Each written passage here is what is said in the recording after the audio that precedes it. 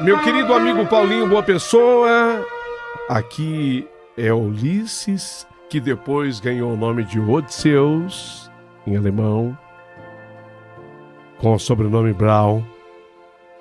E eu chego ao capítulo que encerra minha história. A parte 3, a parte final. Eu gostaria muito que as pessoas ficassem bem ligadas e que ao final de tudo isso eu recebesse muitos comentários. Bem, então retomemos a viagem feita ao Brasil e a minha chegada naquela colônia da fazenda. Poucas casas. Chegamos à terceira casa da fazenda. A única que parecia ainda habitada, porque eu tinha visto o sinal de vida a partir dos cachorros que vieram ao meu encontro latindo. Uns 3. Para Astrid, minha mulher, nossos filhos, Berta e Sigmund, que estavam ansiosos e curiosos. Pois é, uma mulher de cerca de uns 40 anos saiu para nos atender. Eu a reconheci imediatamente. Era a Maura, a menina que havia chamado a minha mãe no dia da tragédia. Vocês lembram disso? Que foi uma menina chamar minha mãe, quando ela foi atender, aconteceu aquilo tudo que aconteceu? A Maura não me reconheceu, mas eu sabia quem ela era. Maura! Você é a Maura? A chamei assim e ela se espantou ao ouvir o seu nome dito por mim. Maura, eu sou o Licinho, o filho da dona Joaquina Dirce. Maura ficou pasmada. E logo outras pessoas saíram da casa, incluindo dona Aurora, a mãe da Maura. Disse para a mãe: Ô mãe, só sabe quem é ele, mãe? Tá reconhecendo, mãe? É o Licinho. Licinho, filho da dona Joaquina Dirce. A dona Aurora também ficou admirada. E nós nos abraçamos. Senti um orgulho imenso por ter ensinado português à minha família. Astrid e as crianças podiam entender a maioria das coisas que seriam ditas dali para frente, o que tornava o momento ainda mais especial. Então a dona Aurora, ela lançou aquilo que eu não sabia determinar ao certo, se era uma pergunta, se era uma afirmação. Licinho, e a sua mãe? Aquilo ficou repetindo em eco na minha mente. Eu havia capturado o que havia sido pronunciado por dona Aurora, mas ainda não conseguia exatamente entender o que ela queria dizer com aquilo, porque a minha expectativa era outra, completamente diferente. E ficou repetindo em eco: Licinho, e a sua mãe? Eu não sabia se aquilo era uma pergunta, uma afirmação. Senti-me perdido, porque eu tinha vindo lá da Alemanha em busca de respostas, e não para dar respostas. Eu tinha certeza que a velha vizinha me falaria sobre o encontro dos corpos da minha mãe. Eu estava até preparado para viver isso. Aliás, eu vim para isso. Como foi, né, que eles tiraram a minha mãe daquele poço e o meu irmão Rui? Eu vim preparado para escutar detalhes disso. Eu precisava entender que aquele ciclo havia se fechado. E a minha própria esposa, que na Alemanha era professora do direito penal, ela me dizia exatamente a respeito disso. Quando a pessoa da família não vê um corpo, não se despede de um corpo, é difícil desse ciclo se fechar. É daí que se explica que muita gente que tem uma pessoa desaparecida na família não se conforma. É a grande tristeza de tanta gente. Pergunte. Nesse momento, faça aqui um parênteses na minha história e pergunte para as pessoas que estão ouvindo. Alguém que teve uma pessoa desaparecida na família. Pergunte a ela se ela já se consolou, se conformou. É difícil porque é o que eu digo, a morte é natural. É triste. A morte é triste, às vezes. Mas ele é natural, é um processo pelo qual o ser humano ele tem que passar. Uma hora ou outra na vida, anos e anos depois, mas vai ter que enfrentar. Mas é um processo natural. Mas não era nada disso o que estava acontecendo. O natural não havia acontecido comigo, porque, embora eu tivesse visto a queda, primeiro do Rui e depois da minha mãe naquele poço, eu jamais os vi após isso. Era dessa resposta que eu precisava. E agora aquela senhora Dona Aurora, Licinho, e a sua mãe? Então eu tive que recuperar o fôlego, afinal, o que ela queria dizer com aquilo? O que viria a seguir? E o que havia dito antes, como de propósito tivesse interrompido. E ela disse exatamente assim: desta vez, Licinho, e a sua mãe passou antes para vê-la na cidade de Anchieta? Como é que é? Respondi confuso. A senhora quer dizer se eu passei para ver o túmulo da minha mãe? Ela está sepultada em Anchieta? Não, túmulo? Não! Não, Licinho, que túmulo? Eu tô falando se você não passou em Anchieta para ver a dona Joaquina Dirce, sua mãe. Ela mora lá. Enquanto eu escutava aquilo, eu sinceramente senti que meu corpo flutuava. Parecia até que eu sonhava. Aliás, nesse momento lembrei-me do sonho que eu tinha repetidas vezes, quando eu escutava minha mãe e meu irmão Rui gritarem meu nome do outro lado de um rio. E eu nem respondia, porque eu tinha certeza que eles não me escutariam. Lembram desse sonho? Eu citei já algumas vezes na carta. Mas afinal de contas, o que aquela mulher, o que aquela senhora estava me falando, meu Deus? Como assim? Será que eu estava vivendo uma realidade? Será que eu estava tendo uma alucinação? Ou queria dizer com aquilo tudo que minha mãe não havia morrido dentro Os 20 dias que eu estive na cidade e os visitei, tudo parecia se tornar cada vez mais irreal. Porque a realidade não podia ser assim para mim. Tão feliz? Será?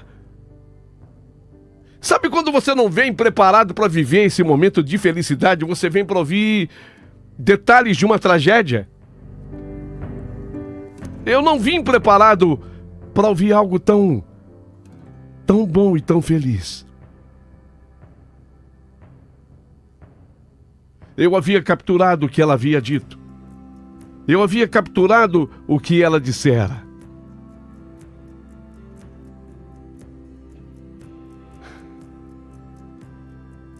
Naquele momento eu senti um abraço reconfortante da Astrid, que minha mãe estava viva, e disse para mim que ela já sentia isso.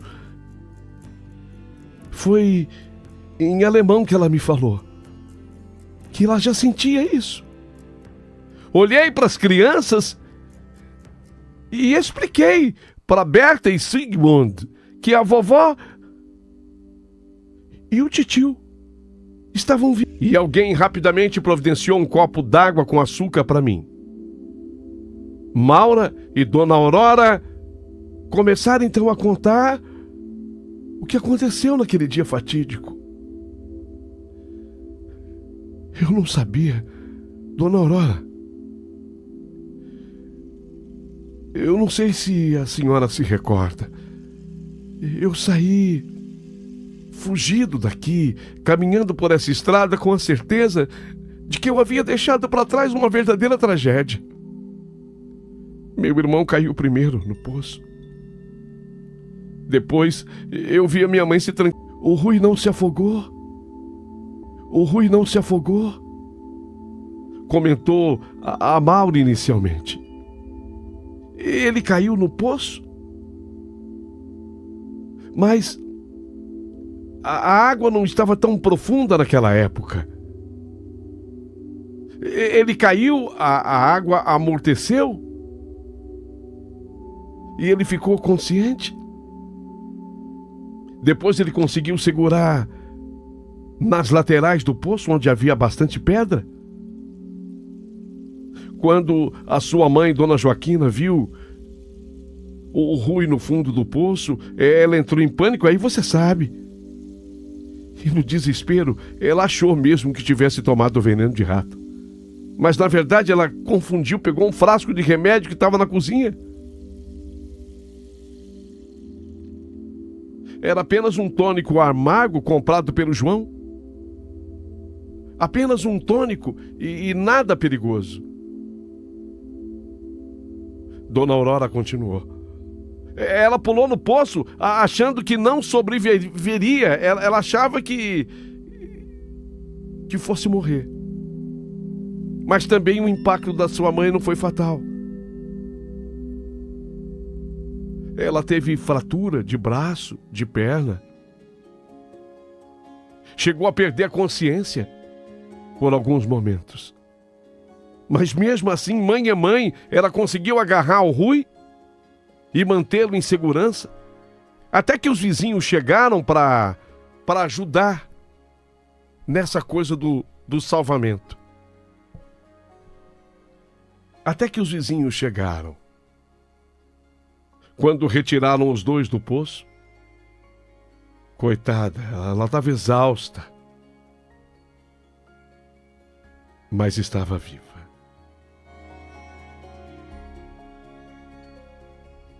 Foi assim, sabe, Licinho? Foi assim que aconteceu. E eu ouvindo aquilo, eu mal podia acreditar no que eu escutava.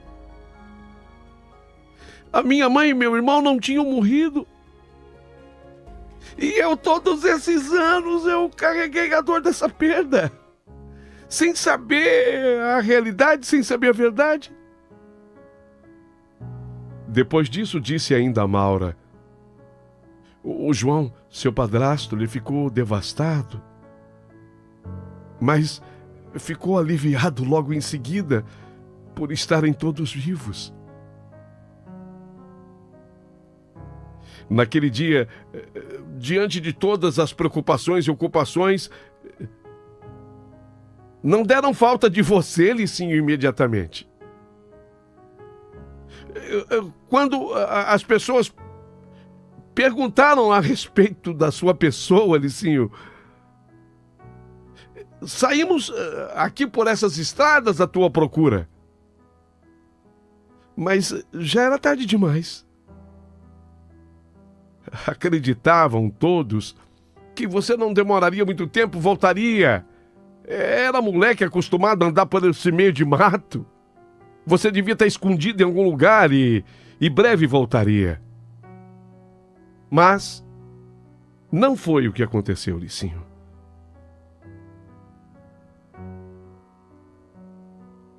Olha, se resolveu um problema e começou um outro, especialmente para sua mãe. Ela aguardava o seu retorno e a sua mãezinha sempre manteve a esperança de que você estivesse bem, onde quer que estivesse. Ela sempre falava de você, falava e chorava. Não me fala isso, Dona Aurora. Ela nunca perdeu a esperança de um dia te reencontrar. As palavras nessa hora me atingiram como um raio de luz. Oh, meu Deus, a minha mãe e meu irmão, o Rui, eles estavam vivos. E eu comecei a imaginar o que eu tinha sofrido sem eles, mas principalmente imaginei o que minha mãe tinha passado sem mim. A realidade ainda pairava sobre mim, parecia que eu estava vivendo um sonho. A impressão vívida que eu tinha era de que aquilo tudo era um sonho, sabe?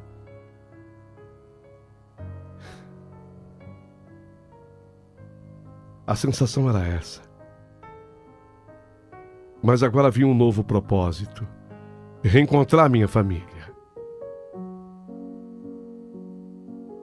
Estávamos todos em grande expectativa no carro. Conosco dentro do carro agora a Dona Aurora e a Maura, no banco de trás, junto com as crianças. O caminho até Anchieta foi repleto de conversas, em meio a suposições e sonhos sobre como seria o reencontro. O clima dentro do carro era de pura emoção. Cada um de nós tentava imaginar de como seria o momento em que eu encontraria minha mãe. Nada de nostalgia tomou conta de mim. Quer dizer, de todos, mas era lá que a minha mãe morava. E quando ela falou Bom Jesus, eu pensei em Jesus. Teve um momento na vida de Jesus que ele também se perdeu da mãe e do pai. E foi um desespero tão grande para Maria e José. E eu imagino também o que deve estar passado no coração de Jesus. Vamos para o Bom Jesus, então. Não demoramos muito tempo e chegamos em frente a uma casa simples, sem muros e sem grades assim. A casa era recuada, mas aberta na frente, convidando-nos a entrar. A Dona Aurora e a Maura desceram do carro primeiro. Se dirigiram até a casa. Astrid, as crianças e eu ficamos esperando do lado de fora, mas com o coração acelerado e o ar carregado de expectativa. Após alguns minutos, que pareceram uma eternidade, a porta da casa de repente se abriu. A porta se abriu. E novamente eu vi Dona Joaquina Dirce, a minha mãe. Ela estava mais envelhecida, mas os traços dos quais eu me lembrava estavam lá. Seus olhos ainda carregavam a mesma doçura. Ela tentou firmar um sorriso. A pele marcada pela passagem do tempo e do sofrimento. Houve um momento de silêncio quando ela se pronunciou primeiro. Licinho, meu filho. Licinho, meu filho. Ela disse com a voz embargada pela emoção. E eu não consegui segurar as lágrimas. Corri na sua direção e a abracei com toda a força do meu corpo, que tudo aquilo que meu corpo permitia. Sentindo a suavidade e o calor que eu nunca esqueci. O cheiro da minha mãe, eu me lembrava. Havia ficado nas minhas narinas o cheiro característico que só uma mãe tem. O cheiro da minha mãe. A Astrid e as crianças se aproximaram devagar, respeitando aquele momento tão íntimo, tão nosso, né, mãe? E tão especial. Foi quando eu consegui falar. Minha mãe, eu falei soluçando, minha mãe, eu nunca deixei de pensar em você, minha mãe. Oh, meu filho, eu sempre soube que um dia nós iríamos nos reencontrar. Ela respondeu e foi enxugando as minhas lágrimas com as suas mãos calejadas pelo trabalho. Eu nunca perdi a esperança. Licinho, eu nunca perdi a esperança. Meus filhos, as crianças, olharam para mim com os olhos curiosos e encantados. Eu consegui falar para eles. Berta, Sigmund, essa é a vovó. eles tímidos ainda, mas a minha mãe se lançou abraçando-os. Amor e alegria em seus olhos, de netos que ela nem imaginava que ela pudesse ter. E ela estava conhecendo naquela hora. Então a mamãe disse com a voz cheia de ternura: vocês são meus netos. Eles olharam assim, ainda curiosos para minha mãe. E como eu fiz um afirmativo com a cabeça, eles repetiram o meu gesto. Nesse momento, Mauro e Dona Aurora nos observavam com sorrisos emocionados, compartilhando da nossa felicidade. Sentia-me abençoado porque minha mãe, sentindo o verdadeiro significado daquele reencontro. Eu e minha mãe tínhamos muito que conversar. Enquanto isso, vizinhos se aproximaram alarmados pelo emocionante encontro, a emocionante cena, e alguém avisou o Rui, meu irmão, que morava ali perto. E de repente eu vi um jovem bonito se aproximando rapidamente. Ele veio assim por trás e me abraçou. Eu estava de costas quando ele chegou. Mas foi a minha mãe quem avisou: filho, esse é o Rui, seu irmão.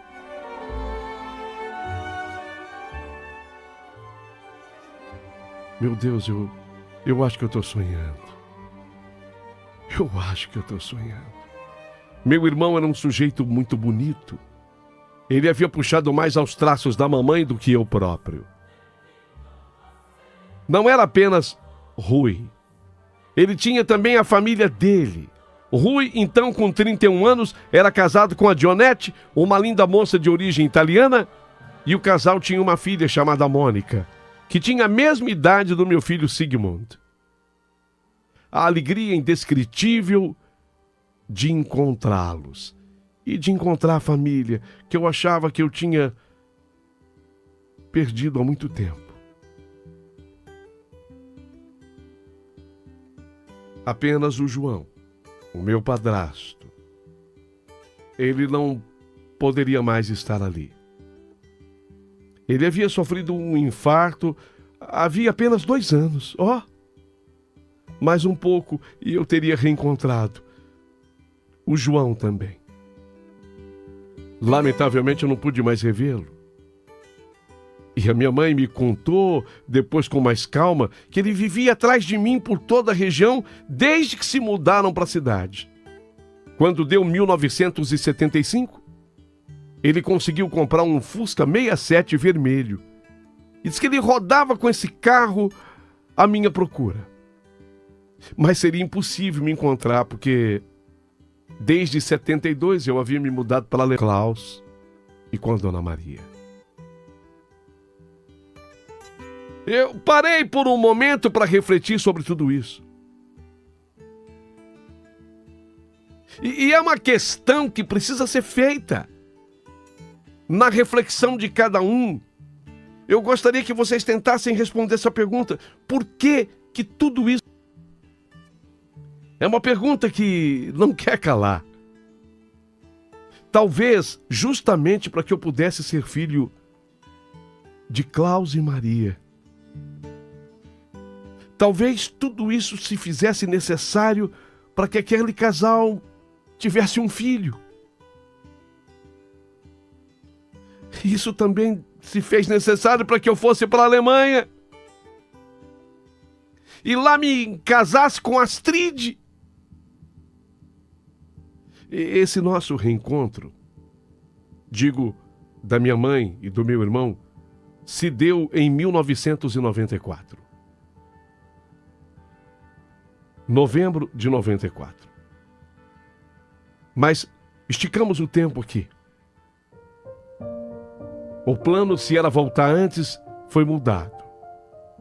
Aquele Natal de 94 passamos juntos. Depois sim, eu voltei para a Alemanha. E eu levei a minha mãe. que passou uma belíssima temporada comigo por lá. Assim como inúmeras vezes eu recebi por lá meu irmão Rui, a sua esposa e filhos, porque depois ainda tiveram o Maurício. Curti a minha mãe. Curti a minha mãe de verdade. A reencontrei em 94, quando ela contava 60 anos. Ela ainda me deu o privilégio de tê-la até os 88 anos. Então eu a curti por mais 28 a partir daquela data. Ela faleceu faz pouco tempo, faz 2 anos. Este ano que nós estamos vivendo, ela completaria 90 anos.